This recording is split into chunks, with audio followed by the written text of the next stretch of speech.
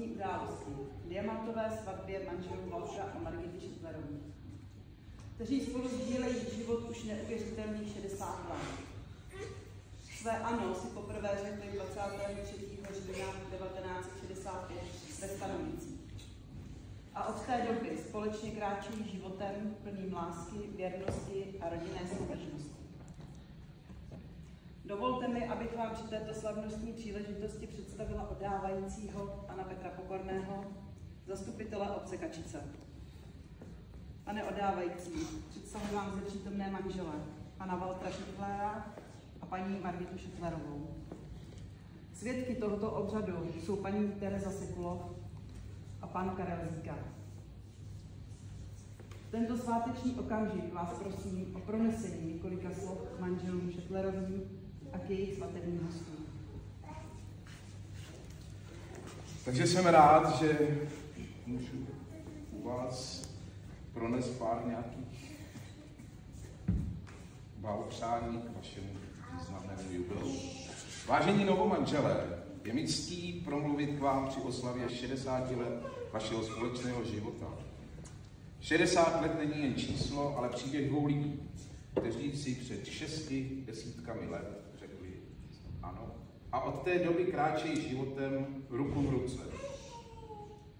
Vychovali jste 3 děti, radujete se z 8 vnoučat a 10 pravnoučat a jste nám všem příkladem skutečné lásky, věrnosti a rodinného pouta. Pan Walter Pokrývač má rád jízdu autem, houbaření, sport, westernové filmy. Paní Margita, ošetřovatelka hospodářských zvířat, miluje křížovky, sudoku, soutěže, vaření a také houbaření. Oba žijete naplno s humorem a otevřeným srdcem pro svou rodinu. Váš vztah stojí na hodnotách, které dnes nejsou samozřejmě založené na důvěře, úctě a vzájemné podpoře. Jste inspirací, která ukazuje, že láska je každodenní volba být tu pro toho druhého. Zavzpomínáme i na vaši Fenku Cicinku, která byla vaší věrnou společnicí 13 let a dodávala vašemu domovu radost a teplo. Věřím, že na vás dnes láskou dohlíží i ona. Děkuji vám za vaši lásku, obětavost a humor, který obohacujete své okolí.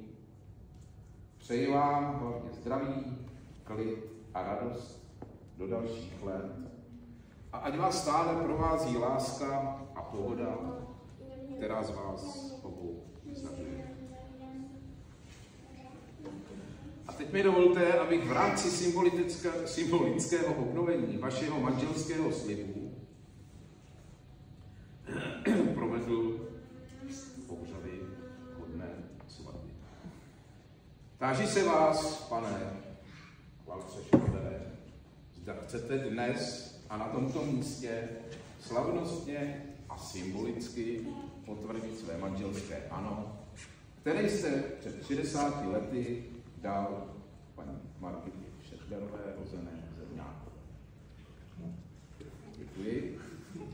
A nyní se táží vás, paní Margita Schittlerová, zda i vy chcete dnes a na tomto místě slavnostně a symbolicky potvrdit své manželské ano, které jste před 60 lety dala panu Schittlerovi. No nevím, jestli se nemám vymyslet. Ale jo. Ještě to vydržím. Děkuji za souhlasné ano. Vážení manželé Schittlerovi, přijměte prosím mé upřímné blahopřání k obnovenému slibu. Prosím vás oba a svědky o podpis do pamětního listu.